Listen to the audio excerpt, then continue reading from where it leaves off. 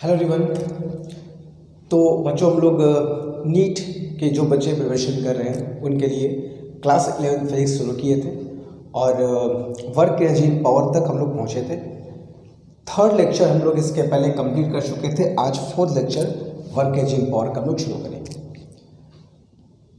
इसके पहले अगर रिमाइंड कराया जाए तो थर्ड लेक्चर तक हम लोगों ने क्या पढ़ रखा।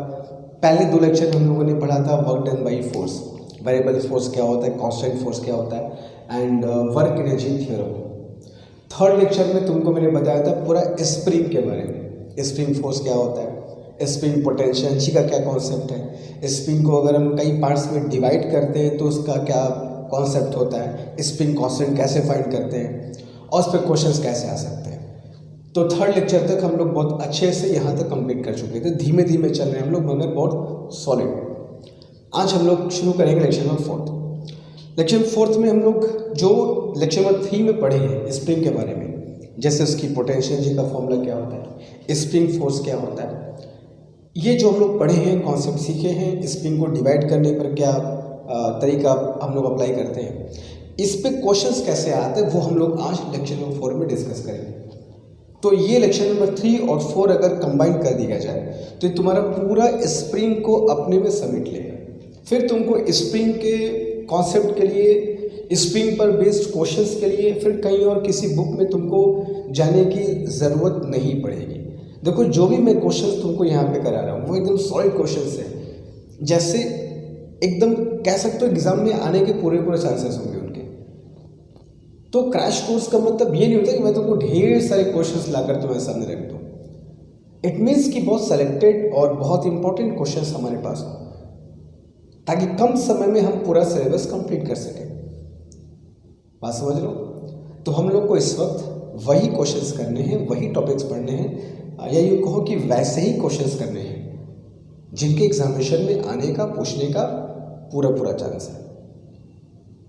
तो अगर लेक्चर नंबर 3 और 4 हम लोग अच्छे से कंप्लीट कर लेते हैं तो ट्रस्ट मी स्प्रिंग फोर्स पे, स्प्रिंग पे कोई भी क्वेश्चन तो एग्जामिनेशन में आता है तो छोटे करें, आराम से करके जाओगे। बशर्ते तुमको इसको अच्छे से देखना होगा, प्रिपेयर करना होगा, कॉन्सेप्ट समझना होगा, थोड़ी बहुत प्रैक्टिस करनी होगी और प्रीवियस ईयर से क्वेश्चंस देख लेना होगा कि भाई हम जो सीखे हैं स्प्रिंग में उससे हमें कितना फ़ायदा हुआ, प्रीवियस क्वेश्चंस हम कर पा रहे हैं कि नहीं कर पा रहे हैं, कितने हद तक कर पा रहे हैं, एक्यूरेसी हमारी कितनी हो रही है, ये सब चेक करना होगा। तो आज हम लोग स्प्रिंग के पूरे कॉन्सेप्ट पर जो सीखे हैं हम लोगों ने अब तक, उस पर ढेर सारे बढ़िया क्वेश्चंस करेंगे कॉन्सेप्ट, ताकि और अच्छे से क्लियर हो जाए। जिन बच्चों के मन थोड़ी बहुत डाउट होगी किसी बात को लेकर, किसी कॉन्सेप्ट को लेकर के, वो देखना आज के क्लास के बाद बिल्कुल क्रिस्टल क्लियर हो जाएगा। बट उसके पहले जिन बच्चों ने अब तक इसके पहले का क्लास 3 नहीं देखा है, लेक्चर नंबर 3, वो इस क्लास को अभी यहीं पर तुरंत स्टॉप करें और लेक्चर नंबर 3 में जाएं। जो देखा गया उसको अच्छे समझो, पढ़ो, फिर इस लेक्चर नंबर 4 को शुरू करना। और अगर देख लिया है तो शुरू करते हैं हम लेक्चर नंबर 4। तो लेक्चर नंबर 4 में हम लोग जैसे पहले कहे कि हम लोग सिर्फ आज ढेर सारे क्वेश्चंस करेंगे, अलग अलग टाइप के स्प्रिंग पर बेस्ड क्वेश्चंस क्या क्या है तो उनको समझेंगे। तो सबसे पहला क्वेश्चन ये रहा तुम्हारे सामने। क्वेश्चन क्या है बच्चों की, I spring when stretched by a certain force. एक स्प्रिंग को जब किसी सर्टेन फोर्स से स्ट्रेच करते हैं, खींचते हैं। अब सर्टेन फोर्स क्या है वो मुझको नहीं पता, क्वेश्चन में दिया नहीं है, बस कह रहा है कि when a spring is stretched by a certain force it stores U potential energy. वो यू पोटेंशियल एनर्जी स्टोर करता है। It is now cut. अब इसका उसको काटने पीटने की बात हो रही है तो रुक जाओ। पहला जो लाइन है, सेंटेंस है, उसको समझो क्या कह रहा है।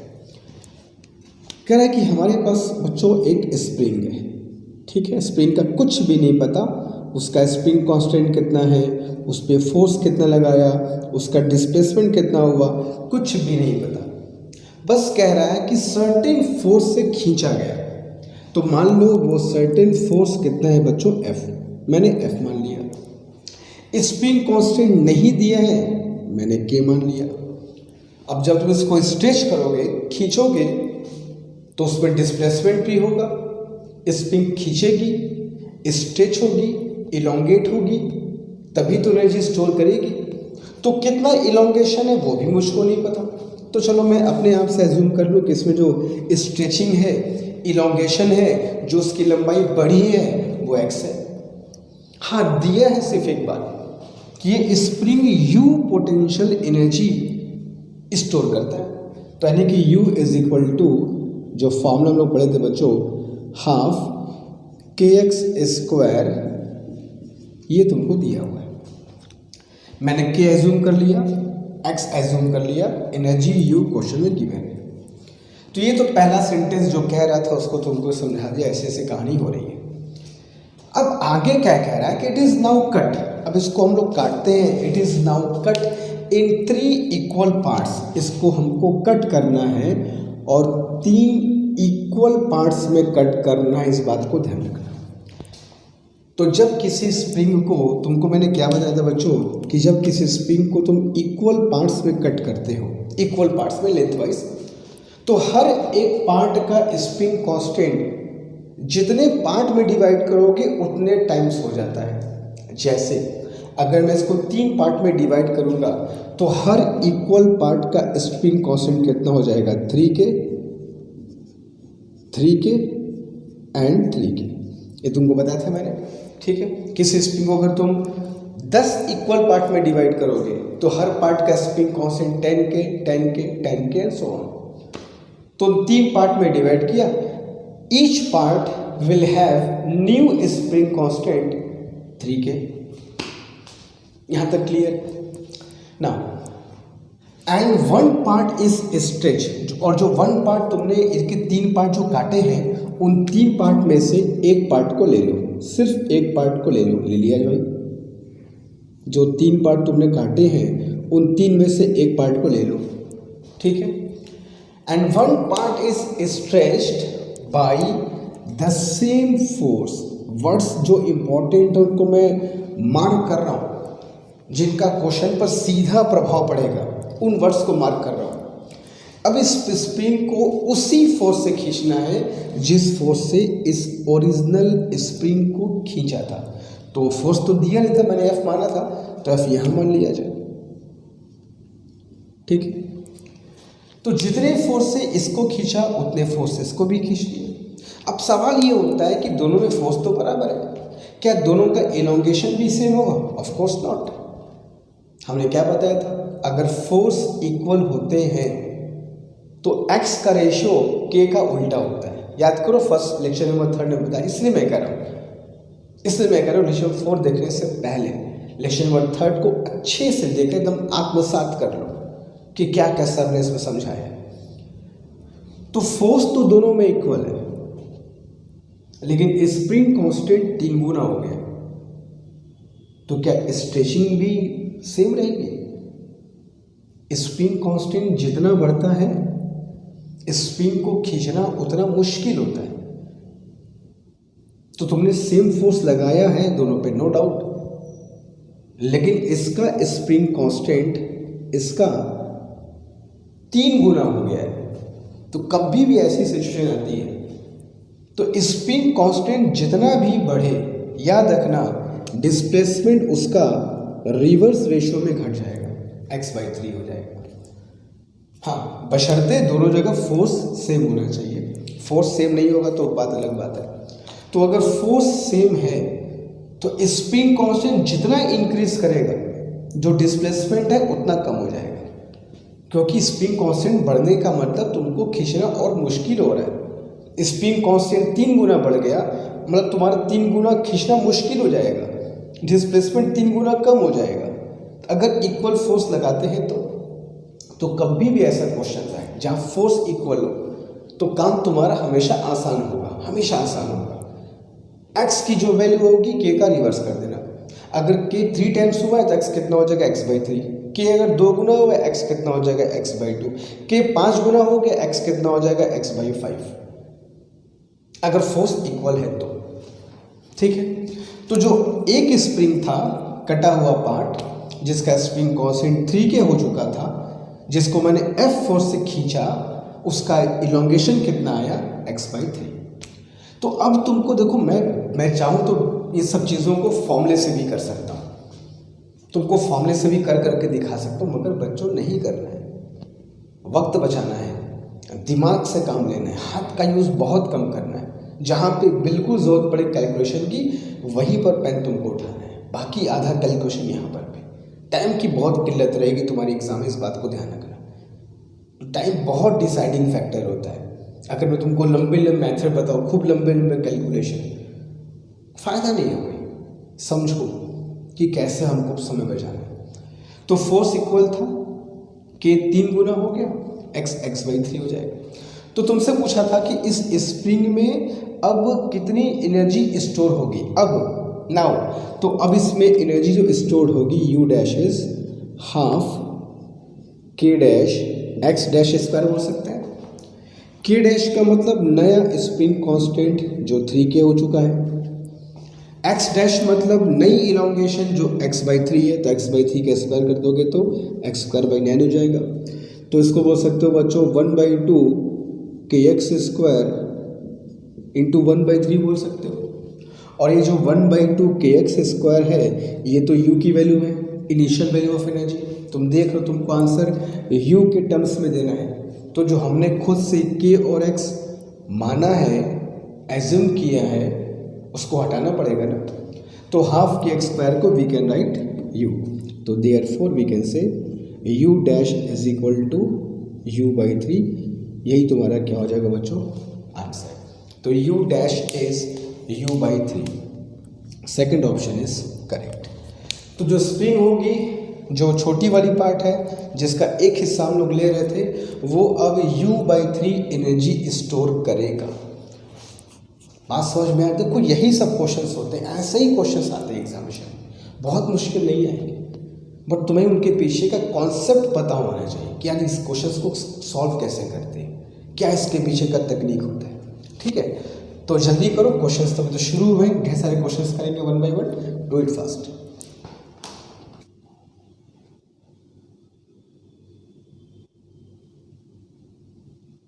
ओके, तो क्वेश्चन नंबर 2 की तरफ चलते हैं बच्चों। क्वेश्चन नंबर 2 भी वैसा ही है, बस हल्का सा बारीक सा फर्क है।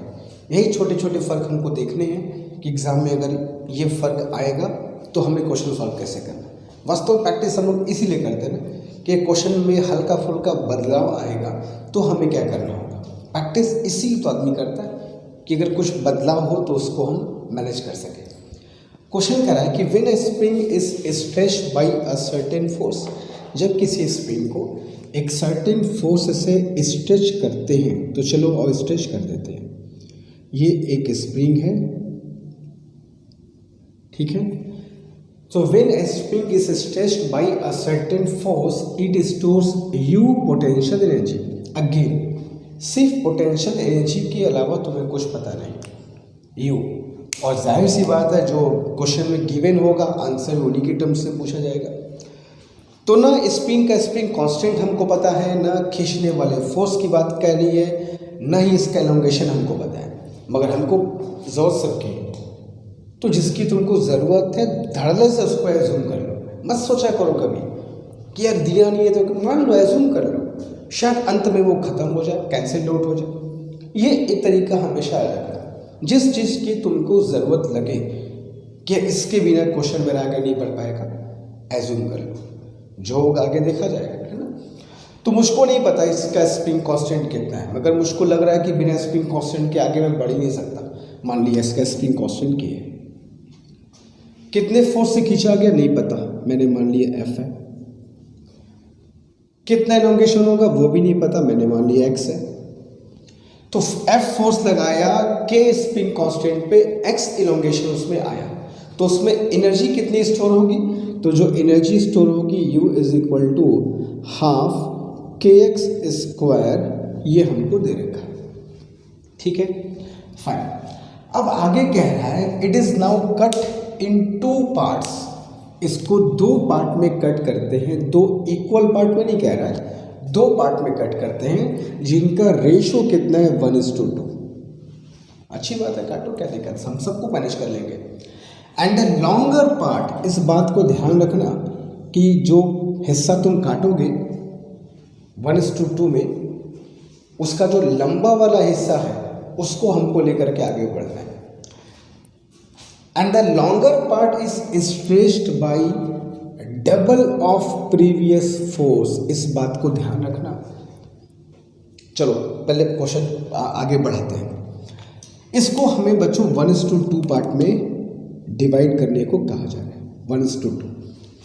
अब यहीं पर लेक्चर नंबर 3 में जो सिखाया गया था वो तुमको ज़रूरत पड़ेगी। इसलिए मैं क्या पहले ही कि जो बच्चे लेक्चर नंबर 3 नहीं देखे हैं वो जाकर उसको देखें, वहाँ जो बताया वो सिखाया उसको सीखो। तो ये है लेंथ 1 जो कि पूरे स्प्रिंग का 1/3 है। तो लेंथ अगर 1/3 है तो इसका स्प्रिंग कांस्टेंट कितना होगा, 3 गुना हो जाएगा। क्यों होगा, कैसे होगा, सब कुछ बता चुका हूँ। ये जो लेंथ है, ये लेंथ पूरे लेंथ का 2/3 है। तो लेंथ जितना होता है स्प्रिंग कांस्टेंट उसका उल्टा हो जाता है। ये जो लेंथ है लॉन्गर पार्ट की पूरे का 2/3 है। तो लेंथ अगर 2/3 है तो 2/3 का उल्टा कर दो, 2/3 का उल्टा क्या होगा, 3/2। तो 3/2 क्या हो जाएगा, ठीक है। ऐसे ही तुमको फाइंड करना है स्प्रिंग कांस्टेंट, ठीक है। तो नीचे वाला पार्ट था पूरे वाले पार्ट का 2/3 था, तो ये 2/3 स्प्रिंग कांस्टेंट कितना हो जाएगा, 3/2 के जस्ट उसकी लेंथ का उल्टा कर दें। अब लॉन्गर पार्ट को ले लो, let us take the longer part. जो लंबा वाला हिस्सा है उसको ले लो, ले लिया सर। लंबा वाला हिस्सा का स्प्रिंग कांस्टेंट है कितना, 3k/2 है सर, ठीक है। अच्छा, now the longer part is stretched bye double of previous force. अब इस स्प्रिंग को पहले जितने फोर्स से खींच रहे थे उसके डबल फोर्स से खींचो। तो पहले मान लिया था मैंने F फोर्स से खींच रहे हैं, अब मैं इसको 2F फोर्स से खींचूंगा क्वेश्चन के हिसाब से। क्वेश्चन क्लियर है, क्या कह रहे हैं, फाइन।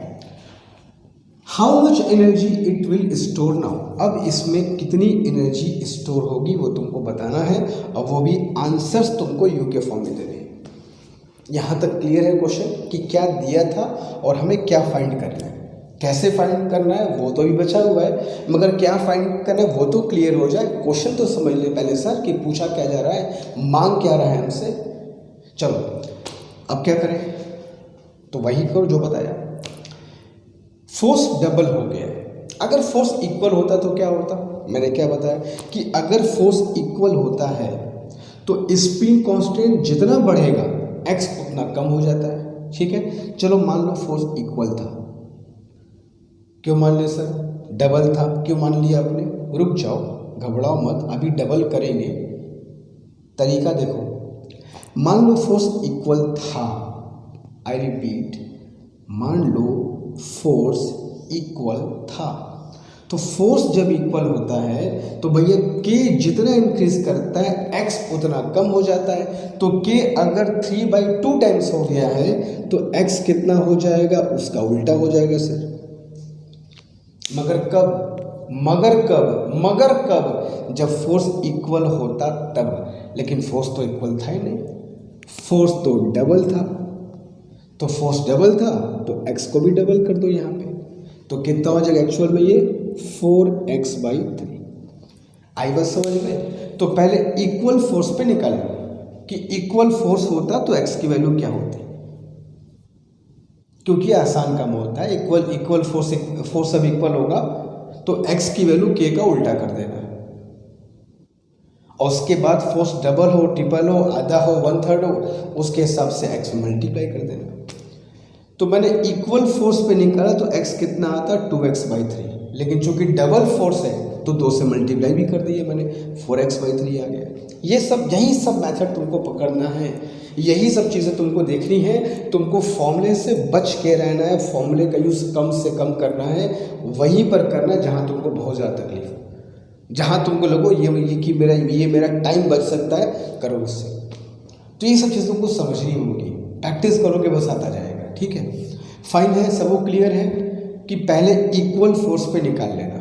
कैसे निकालेंगे, के जितना इंक्रीज करेगा एक्स उतना डिक्रीज करेगा इक्वल फोर्स पे, उसके बाद अगर फोर्स डबल होगा तो x/2 से मल्टीप्लाई कर देना, डबल के लिए आ जाएगा 4x/3। तो now how much energy it will store, u dash is half k dash x dash square, नया फॉर्मूला। तो हाफ k डैश कितना है बच्चों, 3k/2, 3k/2। x डैश कितना है बच्चों, 4x/3 का स्क्वायर भी करना होगा तो 16x² 9। तो इसको अगर मैं चाहूँ तो u dash is equal to half kx² को मैं अलग कर लूँ तो 2 8 जा 16 और 3 3 जा 9 हो जाएगा। और ये हाफ kx², ये तो इनिशियल वैल्यू है जो हमको u दिया था। तो u डैश कितना हो जाएगा बच्चों, u डैश हो जाएगा sir 8u/3 is your answer. तो 8u/3 वो अब एनर्जी स्टोर करेगा पहले के कंपैरिजन में, ठीक है। तो this is how you take the questions on springs. यही सब चीज़ तुमको समझनी है, प्रैक्टिस करनी है और बातों को देखना है क्वेश्चंस कैसे पूछा जाता है, ठीक है। तो जल्दी कर लो, क्वेश्चन नंबर 3 की तरफ तुरंत चलते हैं, डू इट फास्ट।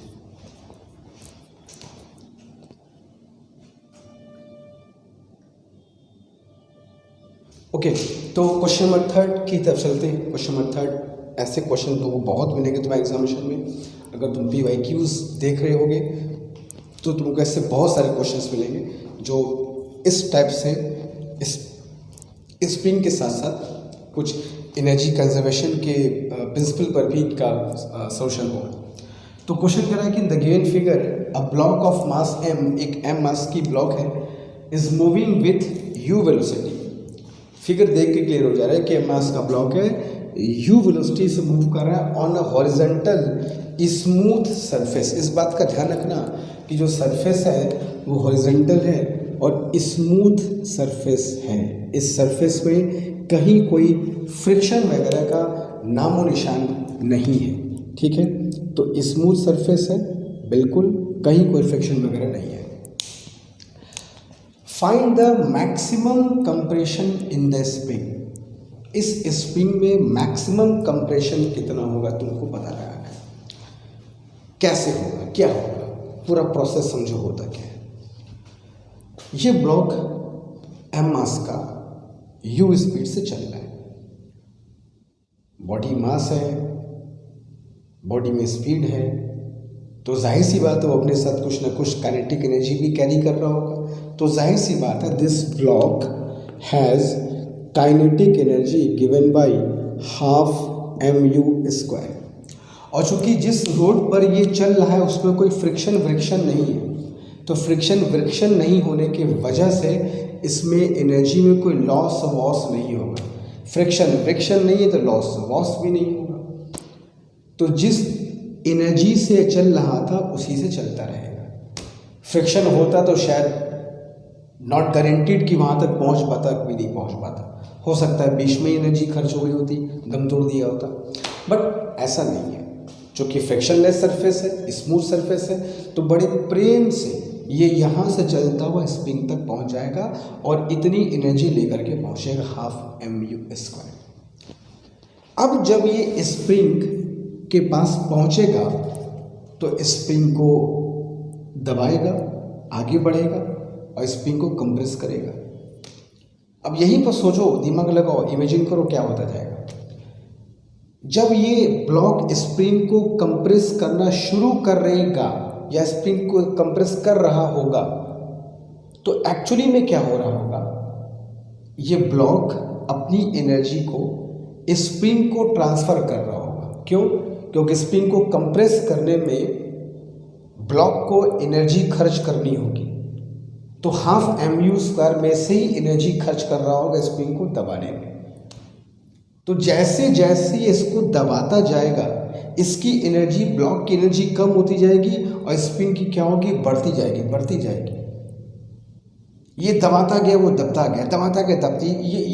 ये ब्लॉक कब तक उसको कंप्रेस करता रहेगा?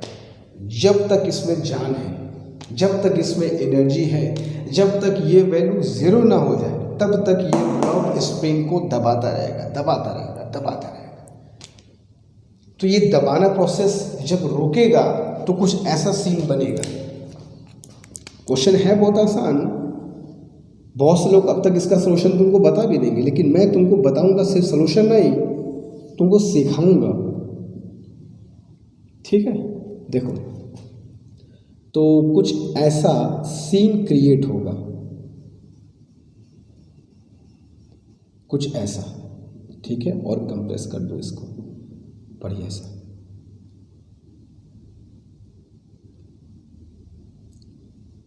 कुछ ऐसा, लाइक दैट। ये एमएस का ब्लॉक था। तो ये स्प्रिंग को दबाना शुरू करेगा, दबाता जाएगा, खुद स्लो होता जाएगा, दबाता जाएगा, खुद स्लो होता जाएगा, दबाता जाएगा, खुद स्लो होता जाएगा। ये उसको दबाता जाएगा और बदले में खुद स्लो होता जाएगा। क्यों? क्योंकि दबाने में भैया वही तो एनर्जी खर्च कर रहा है। तो अंत कहाँ पे होगा सर इस प्रक्रिया का? अंत बेटा ये होगा, या यूं कहो कि इंटरमीडिएट पोजीशन ये होगी, जहाँ पर इसकी स्पीड 0 हो जाएगी, इसकी काइनेटिक एनर्जी 0 हो जाएगी, और सब का सब किस में स्टोर हो जाएगा? स्प्रिंग में। तो एनर्जी में लॉस नहीं हुआ है, बस ट्रांसफर हुआ है। इसकी हाफ mu² इसमें चली गई है एज हाफ kx²।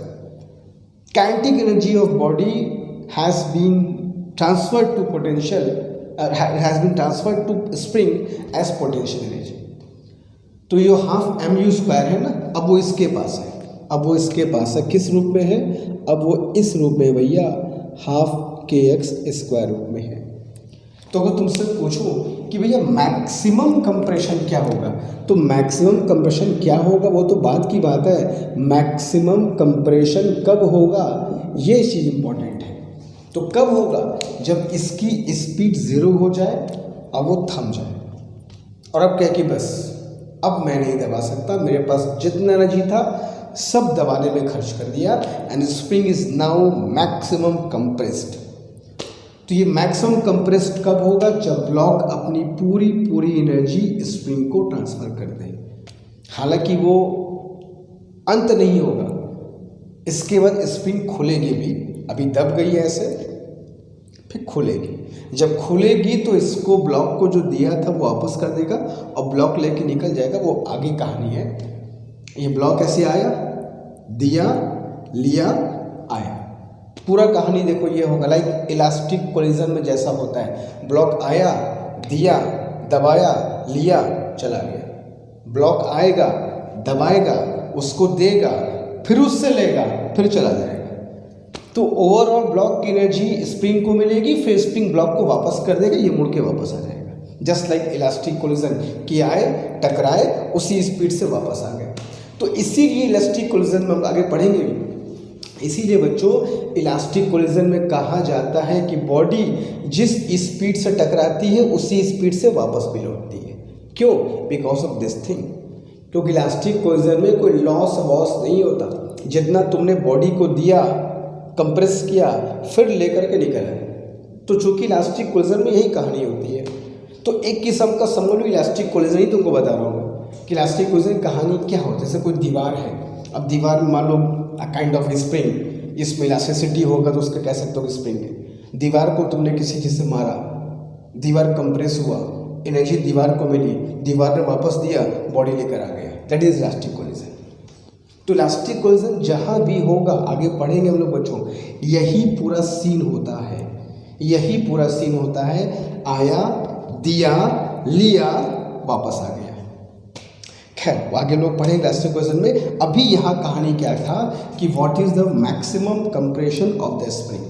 तो भैया स्प्रिंग का मैक्सिमम कंप्रेशन तब होगा जब ब्लॉक अपनी पूरी एनर्जी स्प्रिंग को ट्रांसफर कर दे।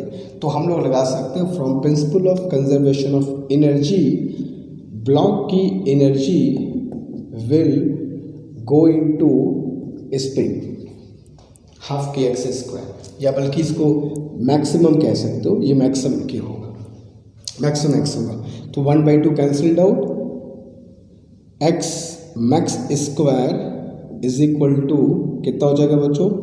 mu²/k। Therefore x max is equal to u, अगर मैं बाहर निकाल लूँ तो अंदर कितना हो जाएगा? m/k। This is your answer. ये स्प्रिंग में मैक्सिमम कंप्रेशन होगा, इससे ज़्यादा स्प्रिंग कंप्रेस हो ही नहीं सकती। ठीक है, तो जल्दी से कॉपी कर लो। क्वेश्चन नंबर 4 की तरफ तुरंत चलते हैं, जो कि इसी से रिलेटेड होगा। जल्दी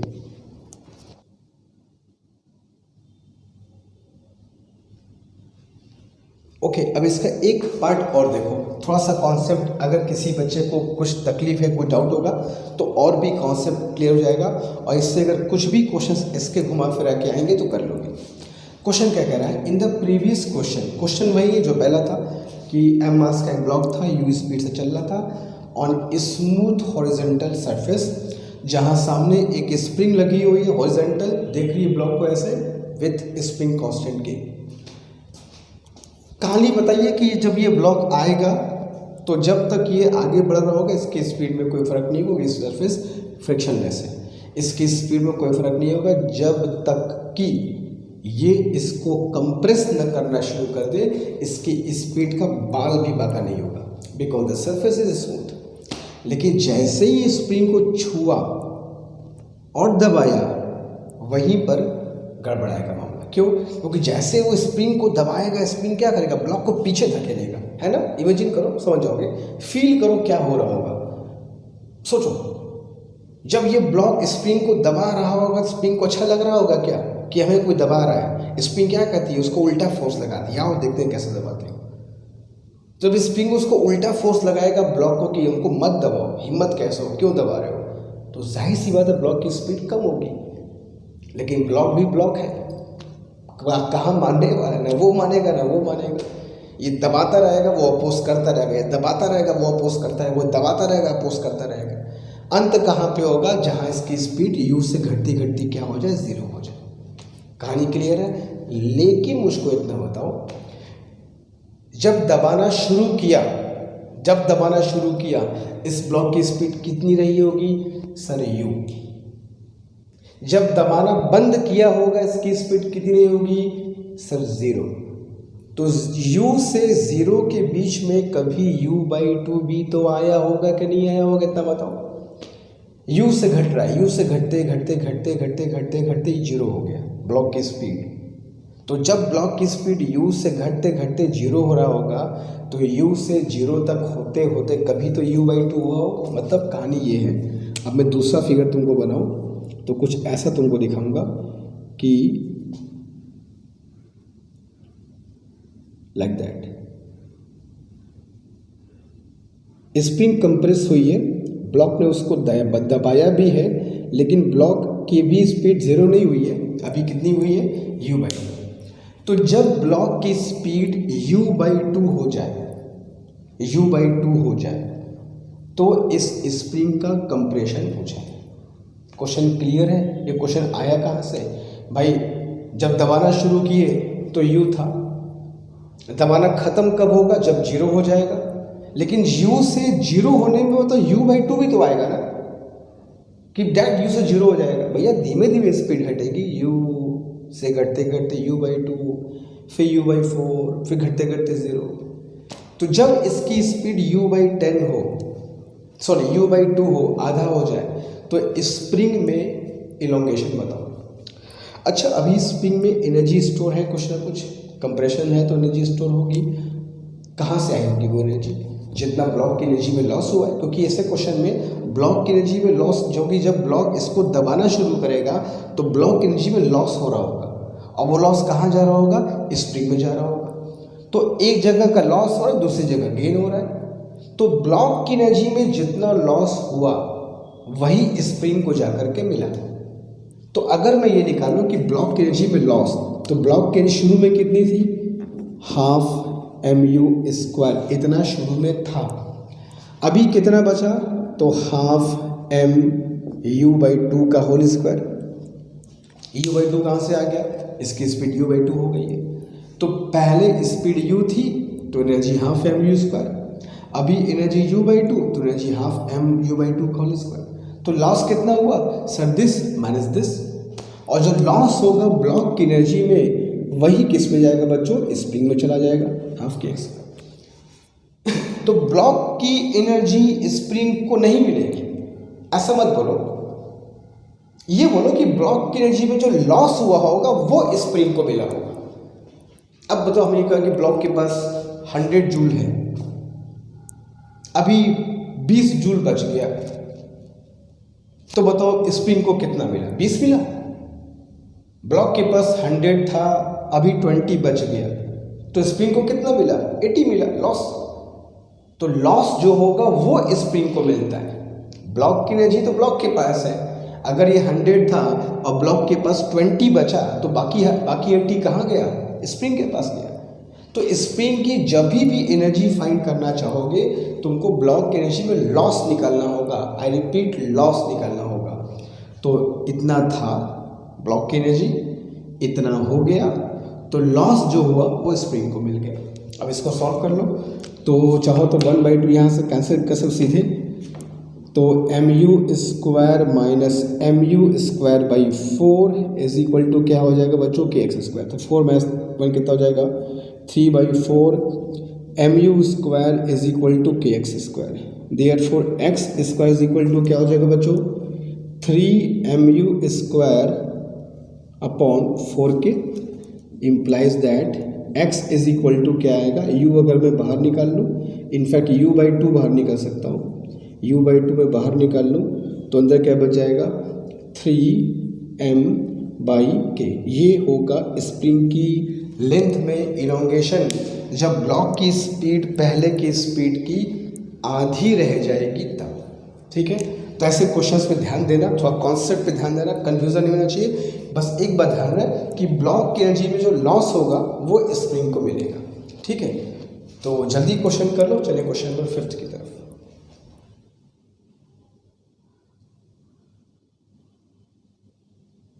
ओके फाइन, चलो क्वेश्चन नंबर नेक्स्ट की तरफ चलते हैं। क्वेश्चन नंबर 5 क्या देखते हैं? जितना भी स्प्रिंग पे क्वेश्चन देखो बन सकते हैं अलग अलग टाइप के, वो सारे के सारे क्वेश्चन में तुमको करा दे रहा हूँ।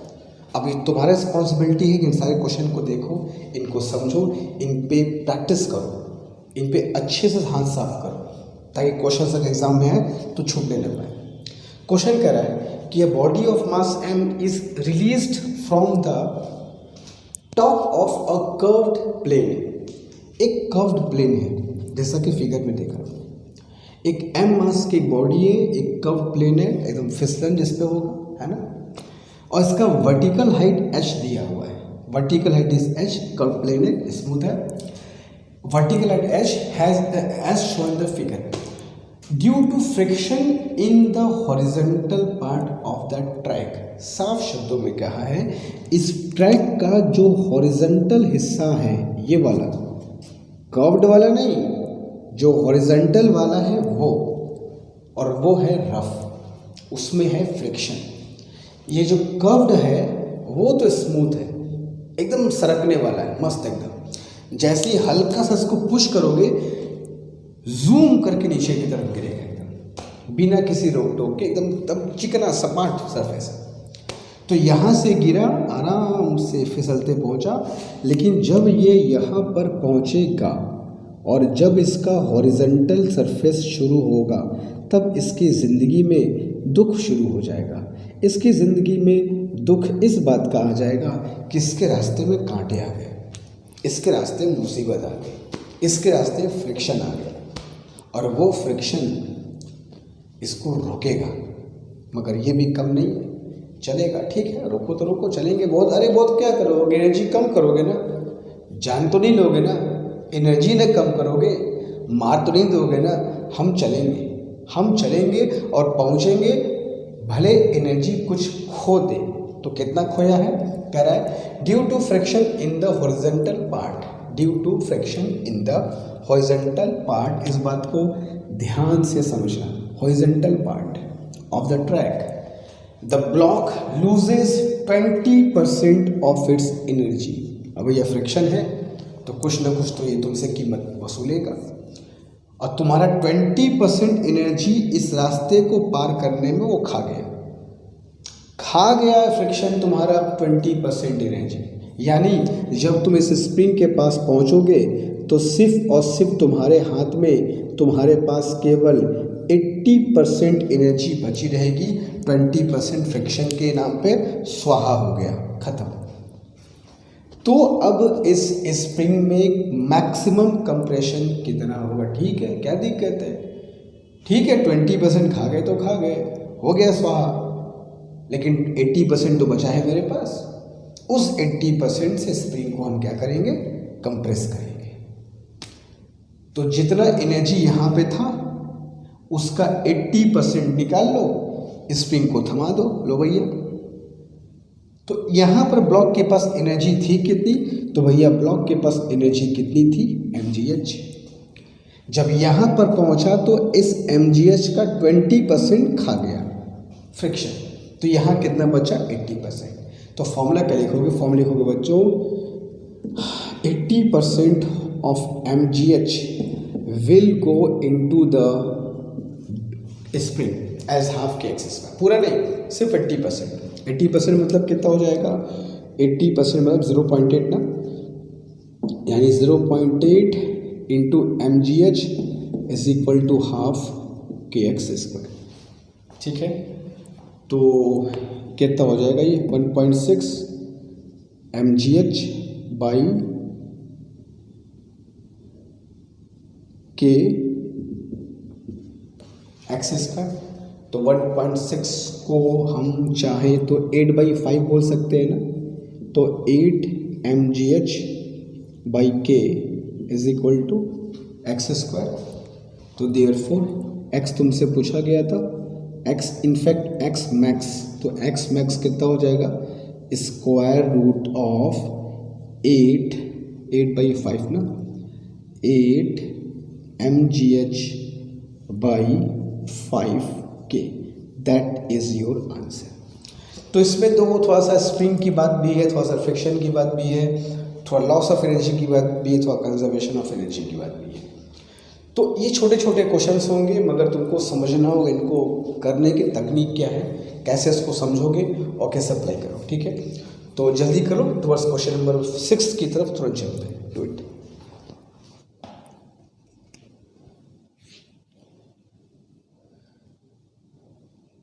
ओके, तो एक और क्वेश्चन करते हैं इसमें, और कुछ कॉन्सेप्ट क्लियर किया जाए, देखते हैं स्प्रिंग से क्वेश्चन और क्या आ सकते हैं। कह रहा है कि a block of mass m is attached between two springs.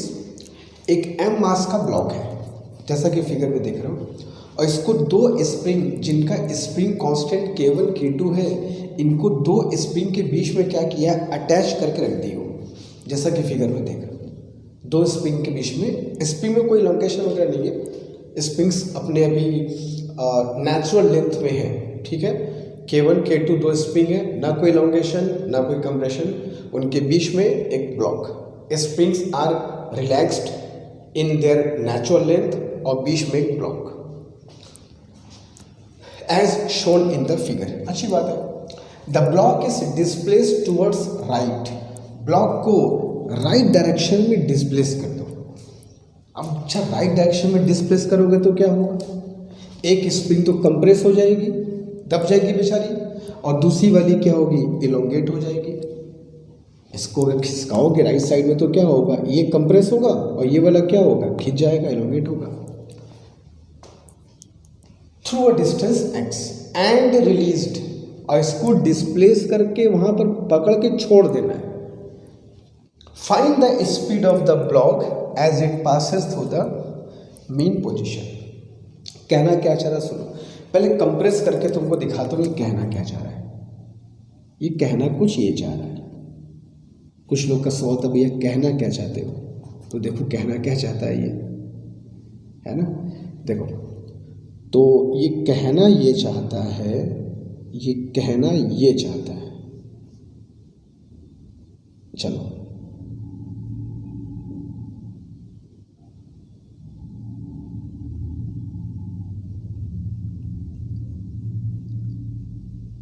कुछ ऐसे कहानी बनेगी। ठीक है, एक स्प्रिंग को हमने इलोंगेट किया और दूसरा वाला क्या हो गया बच्चों? कंप्रेस हो गया। ये फिगर समझ लो क्या है ना, कैसा बना हुआ है। ये m मास का ब्लॉक था, इसको मैंने x डिस्टेंस तक क्या कर दिया? कंप्रेस कर दिया।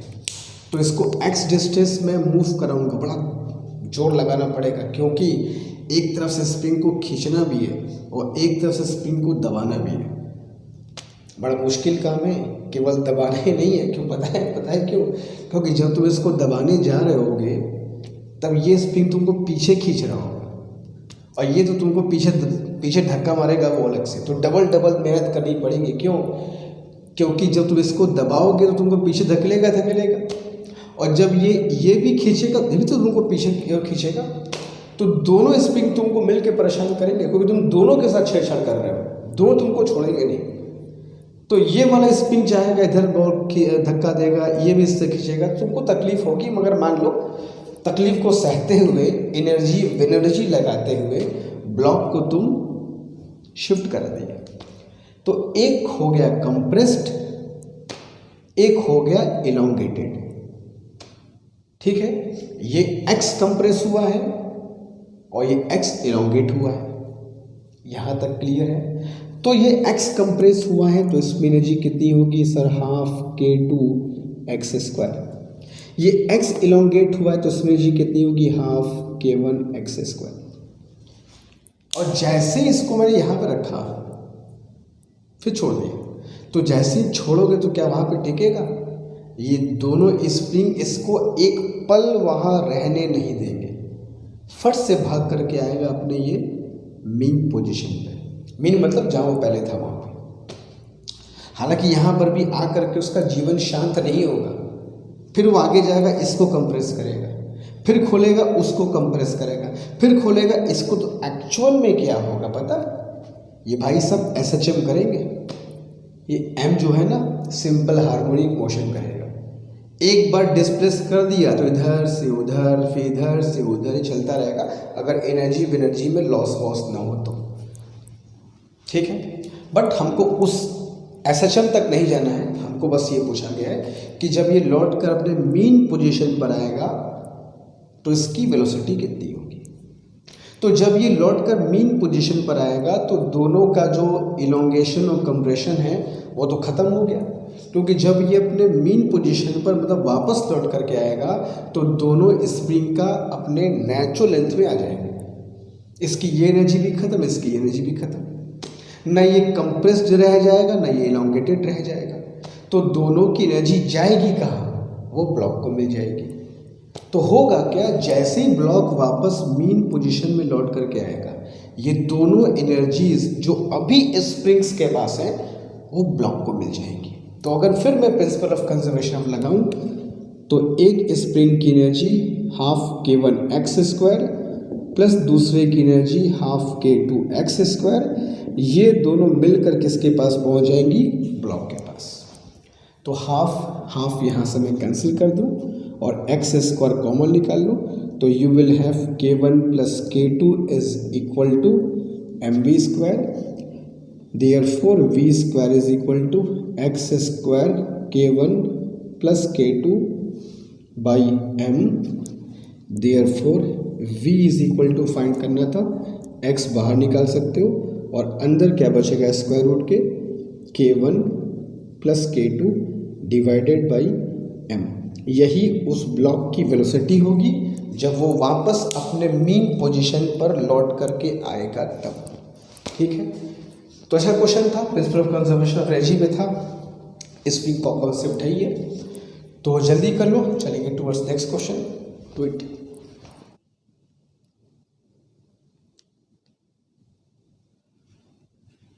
ओके, तो चलते हैं बच्चों नेक्स्ट क्वेश्चन की तरफ। क्वेश्चन नंबर 7 क्या कहता है देखते हैं। बहुत अच्छा क्वेश्चन है, कॉन्सेप्ट और क्लियर करेगा। देखना, ये सारे के सारे क्वेश्चंस तुम्हारे स्प्रिंग के कॉन्सेप्ट को एकदम क्रिस्टल क्लियर करेंगे। इस बात को ध्यान रखना, इन क्वेश्चंस देखो, इन पर प्रैक्टिस करो, स्प्रिंग पूरा कंप्लीट हमारा हो जाएगा। The figure shows a smooth track a part of, अच्छा ठीक है, कह रहा कि फिगर एक स्मूथ ट्रैक है, अ पार्ट ऑफ विच, जिसका एक हिस्सा सर्कुलर ट्रैक में जाकर के तब्दील हो रहा है। फिगर समझ क्या? एक स्मूथ ट्रैक है, a part of which is a circular track. ठीक है, ऑफ रेडियस r हमें क्वेश्चन में दिया हुआ है। ठीक है, इसका रेडियस r, इस बात को ध्यान रखना। अब क्वेश्चन में कह रहा है कि ये ब्लॉक ऑफ मास m, एक m मास का ब्लॉक है, स्प्रिंग के से अटैच है। इसको स्प्रिंग से पुश करो, है ना, कंप्रेस कर दो, पुश कर दो, ऐसे हल्का से कंप्रेस कर दिया लाइक दैट। और सोचो सोचो सोचो सोचो सोचो, कंप्रेस करके छोड़ेंगे तो क्या होगा? जैसे ही कंप्रेस करके छोड़ोगे तो क्या होगा? ये जूम करके भागेगा, है ना। क्यों? क्योंकि स्प्रिंग को जो कंप्रेस किए हो, स्प्रिंग को जो एनर्जी दिए हो, जैसे ही छोड़ोगे स्प्रिंग बकाया नहीं रखेगा, पूरा सूद समेत तुमको वापस करेगा। तो जैसे ही तुम स्प्रिंग को, ब्लॉक को छोड़ोगे, स्प्रिंग झटके से पूरा पूरा ब्लॉक को दे देगा और ब्लॉक सरपट भागेगा, सरपट भागेगा, आगे भागेगा। फ्रिक्शन लेस ट्रैक है, कोई माई का लाल इसको रोक नहीं सकता। अब ये जल्दी से भागेगा ऊपर की तरफ, ऊपर की तरफ, और जो प्लेन देख रहे हो, ये जो कर्व देख रहे हो, सट से इसके ऊपर फिसल करके पहुंच जाएगा ऊपर। कब तक? जब तक उसका मन, जब तक उसकी एनर्जी जीरो न हो जाता रहेगा।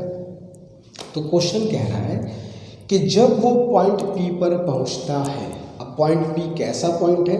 तो आगे कह रहा है कि भैया पॉइंट पी ऐसा पॉइंट है where the radius of the track is horizontal.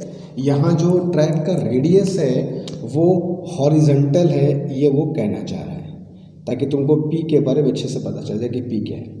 तो where the radius of the track is horizontal, जब ये ब्लॉक वहाँ पी पर पहुँचता है तो ये ट्रैक को mg फोर्स से दबाता है।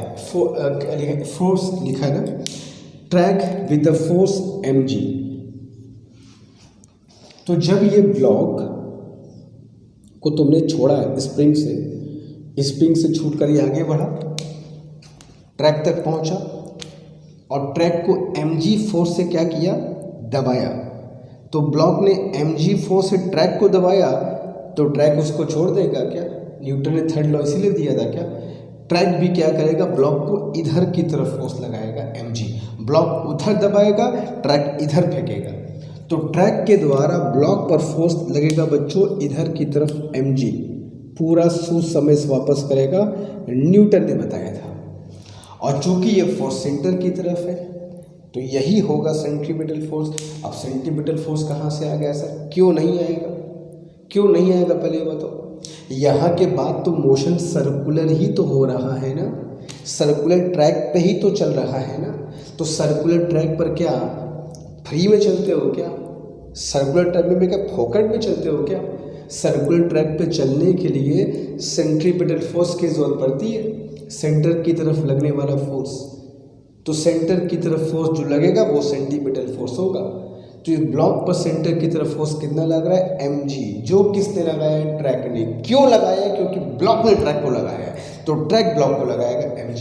तो इस mg से mg is equal to mv square by r, मैं करके यहाँ से ब्लॉक की पॉइंट p पर स्पीड फाइंड कर लिया कि भैया ब्लॉक की पॉइंट p पर स्पीड क्या होगी।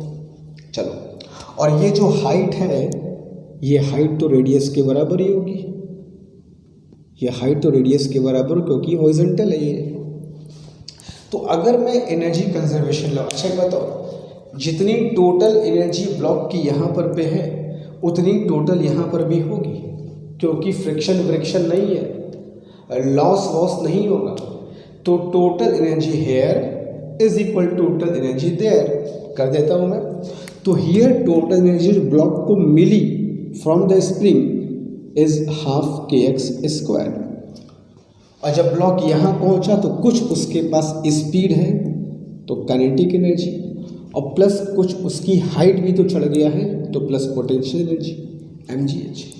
ठीक है, half kx square is equal to half mv square plus mgh, कुछ हाइट भी तो है, कंजर्वेशन ऑफ एनर्जी में चल रहा है।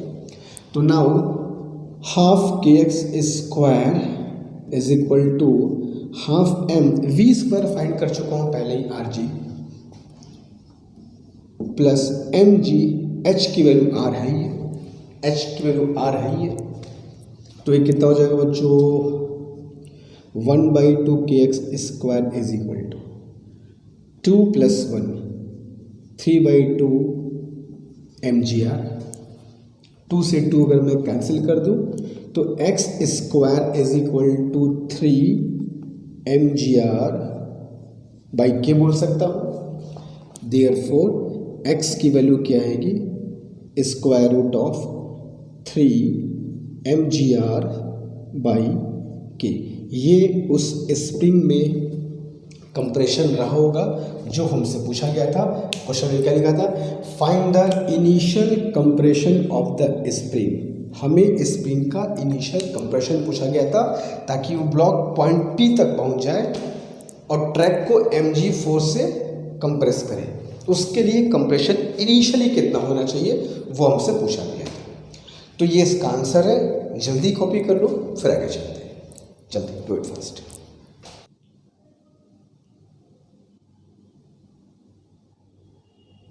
ओके फाइन, तो आज बच्चों में स्टॉप करता हूँ। स्प्रिंग का पूरा कॉन्सेप्ट हमने तुमको समझा दिया है। स्प्रिंग का कॉन्सेप्ट क्या होता है, स्प्रिंग पर क्वेश्चंस कैसे आते हैं, spring force, spring energy, spring का काटना, स्प्रिंग का ये सब एनर्जी कंजर्वेशन। अब तुमको इसको अच्छे से एकदम क्या ना तो आत्मसात कर लेना है, समझ जाना है कि स्प्रिंग के बस यही इस पे कहानी है और इन पे प्रैक्टिस अच्छे से कर देना। मैं तुमको एकदम गारंटी देता हूँ, कोई भी क्वेश्चन स्प्रिंग पे पूछ लिया तो इससे बाहर नहीं आने वाला है। इसको अच्छे से पढ़ के आना, तुम्हारा स्प्रिंग टॉपिक एकदम 100% प्रिपेयर हो चुका है। अगर लेक्चर 3, 4 कंप्लीट कर लिए, पूरा कंप्लीट हो गया। अब हम लोग मिलेंगे नेक्स्ट क्लास में जहाँ हम लोग एनर्जी कंजर्वेशन की बात करेंगे कि एनर्जी कंजर्वेशन से क्वेश्चंस कैसे पूछे जाते हैं। फिर बात करेंगे कोलिजन की और इसको फिनिश ऑफ करेंगे। फिर शुरू करेंगे gravitation and the fantastic lecture, fantastic chapter in fact, the rotational motion. ठीक है, तो इस तरीके से चलेंगे। फिर आगे चलेंगे फ्लूइड मैकेनिक्स, मैकेनिकल प्रॉपर्टीज़, ये सारी बातें हम लोग करेंगे। इस क्रम में चलता रहेगा और क्लास 12th का जो हमारा चल रहा है वैसे ही चलता रहेगा। अच्छे से कंप्लीट करते चलो, एग्जामिनेशन बहुत दूर नहीं है, प्रिपरेशन बहुत अच्छा हमारा होना चाहिए। ठीक है, आज के इतना ही। कोई डाउट हो, कोई अगर प्रॉब्लम हो तो मुझको नेक्स्ट क्लास में कमेंट बॉक्स में मेंशन कर देना, फिर आगे मिलेंगे। और चलो अच्छा, मैं तुम्हें एक काम करता हूँ, मैं तुमको अभी कुछ क्वेश्चंस भी देता हूँ, ऐसे छोड़ूंगा नहीं। मैं कुछ क्वेश्चंस देता हूँ, उन क्वेश्चंस के तुम मुझको आंसर जरा कमेंट बॉक्स में करके बताना। देखते हैं कौन कौन बच्चे एक्टिव हैं और कौन कौन बच्चे सीरियसली होमवर्क करते हैं। ठीक है, जल्दी में 2 क्वेश्चन तो सारे बच्चे इस क्वेश्चन को मुझको करके बताएंगे जल्दी। तो बच्चों ये क्वेश्चन एक तुमको मैं करने को दे रहा हूँ। ये क्वेश्चन नंबर 8 है, 7th क्वेश्चन लोग कर चुके थे, मान लो क्वेश्चन नंबर ये 8। इस क्वेश्चन को अच्छे से पढ़ लो, फिगर को अच्छे से देख लो और जो कहा है उसके हिसाब से मुझको इसका आंसर बताओ। ठीक है, इस क्वेश्चन का आंसर सारे बच्चे मुझे कमेंट बॉक्स में मेंशन करेंगे ताकि मैं आऊँगा, देखूँगा, उसके बाद फिर बताऊँगा कहाँ गलत है कहाँ सही है। और जो कोई डाउट है, कोई प्रॉब्लम है तो उसको कमेंट बॉक्स में मेंशन कर सकते हो। मिलते हैं इस क्लास में, आज के इतना ही। Thank you so much.